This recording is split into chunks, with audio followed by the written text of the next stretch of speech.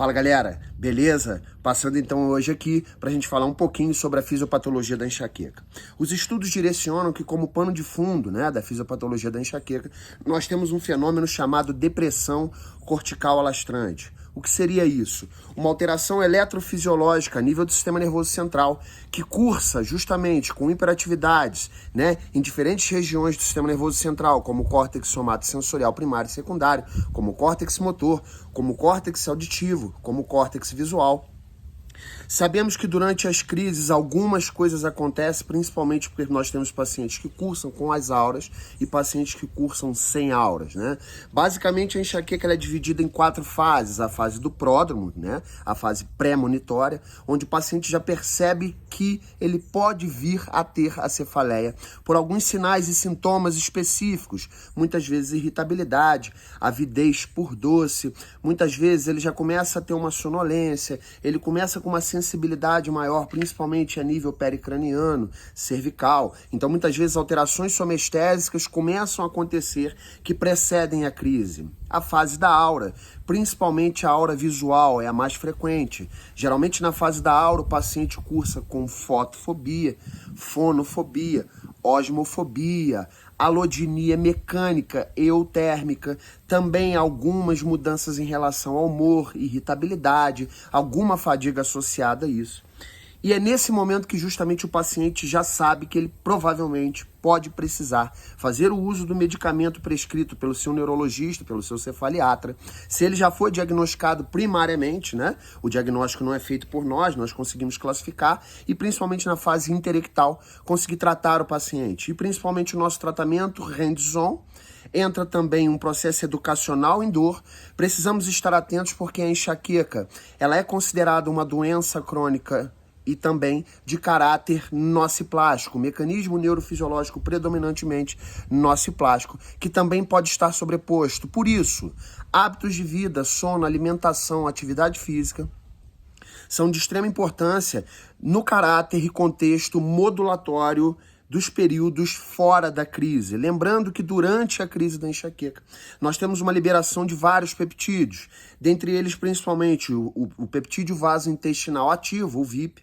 Por isso que muitas mulheres que têm enxaqueca no período menstrual pioram as suas crises, porque justamente um dos peptídeos, que é o peptídeo associado à adenilato ciclase da pituitária, ele tem uma ação específica sobre o eixo hipotálamo hipofisário ovariano. Então, muitas vezes, nesse período de maior atividade dos hormônios relacionados a isso, a mulher pode vir a ter um pouco mais de crise, justamente porque aumentam essa hiperexcitabilidade de algumas regiões, principalmente também o hipotálamo sendo um dos maestros dessa orquestra. E por fim das 4 fases, nós temos a fase pós-dromo, ou a fase da ressaca, quer dizer, o paciente já passou por esse período que em pacientes crônicos já durou de 3, muitas vezes 4 dias, e muitas vezes a ressaca ela vem depois, o paciente continua fadigado, ele continua um pouco de irritabilidade, ainda também muitas vezes com aquela alodinia mecânica, principalmente pericraniana, principalmente aos músculos da mastigação, aos músculos da região suboccipital, aos músculos pericranianos como um todo, a coluna cervical, e alguns pacientes relatam queixas também em outras regiões do corpo, justamente por causa da nociplastia que está associado a isso.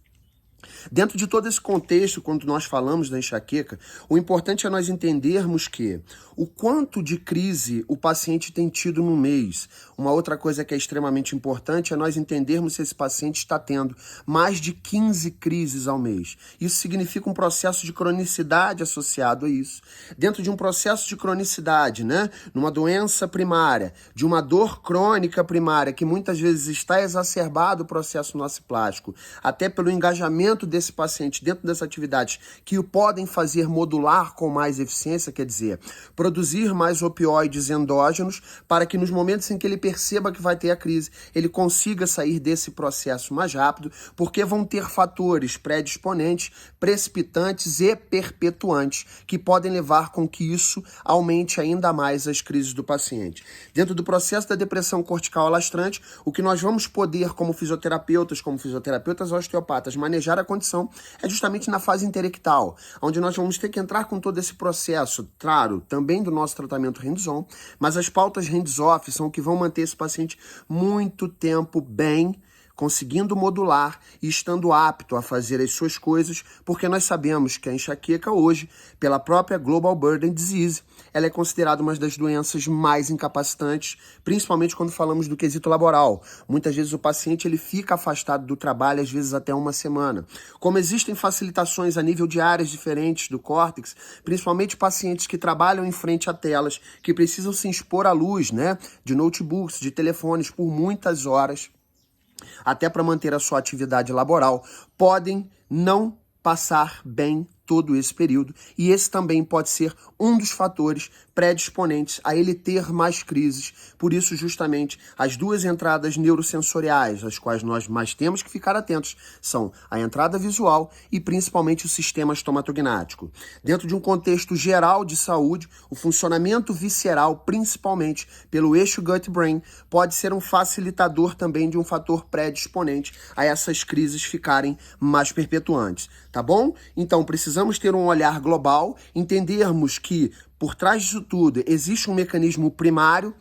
Com o tempo, o que nós conseguimos fazer é darmos melhores capacidades modulatórias a esse paciente e fazer esse sistema como um todo funcionar de uma forma fisiológica mais harmônica, entendermos sim que nós podemos e somos um passo importante para o tratamento dessa condição. Valeu? Espero que tenha sido válido para você. Um forte abraço e até breve.